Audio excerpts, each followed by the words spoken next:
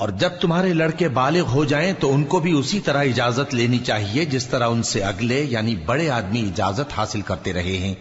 اس طرح اللہ تم سے اپنی آیتیں کھول کھول کر بیان فرماتا ہے، اور اللہ جاننے والا ہے، حکمت والا ہے۔ اور بڑی عمر کی عورتیں جن کو نکاح کی توقع نہیں رہی اور وہ زائد کپڑے اتار کر سر ننگا کر لیا کریں تو ان پر کچھ گناہ نہیں، بشرطے کہ اپنی زینت کی چیزیں نہ ظاہر کریں،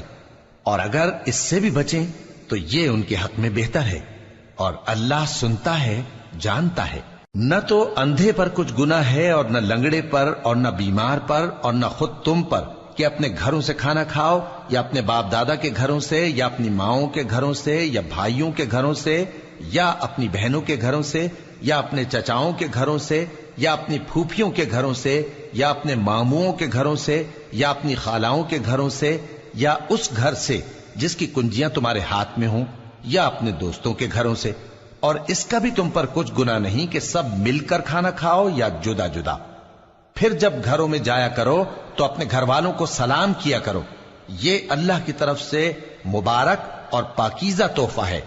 اس طرح اللہ اپنی آیتیں کھول کھول کر بیان فرماتا ہے تاکہ تم سمجھو۔ مومن تو وہ ہیں جو اللہ پر اور اس کے رسول پر ایمان لائے، اور جب کبھی ایسے کام کے لیے جو جمع ہو کر کرنے کا ہو پیغمبر کے پاس جمع ہوں تو ان سے اجازت لیے بغیر چلے نہیں جاتے۔ اے پیغمبر، جو لوگ تم سے اجازت حاصل کرتے ہیں وہی اللہ پر اور اس کے رسول پر ایمان رکھتے ہیں، سو جب یہ لوگ تم سے کسی کام کے لیے اجازت مانگا کریں تو ان میں سے جسے چاہا کرو اجازت دے دیا کرو،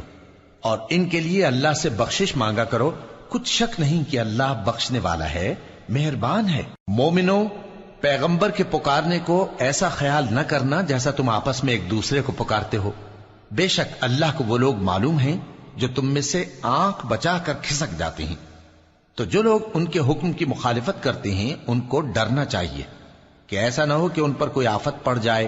یا تکلیف دینے والا عذاب نازل ہو۔ دیکھو، جو کچھ آسمانوں اور زمین میں ہے سب اللہ ہی کا ہے، جس طریق پر تم ہو وہ اسے جانتا ہے،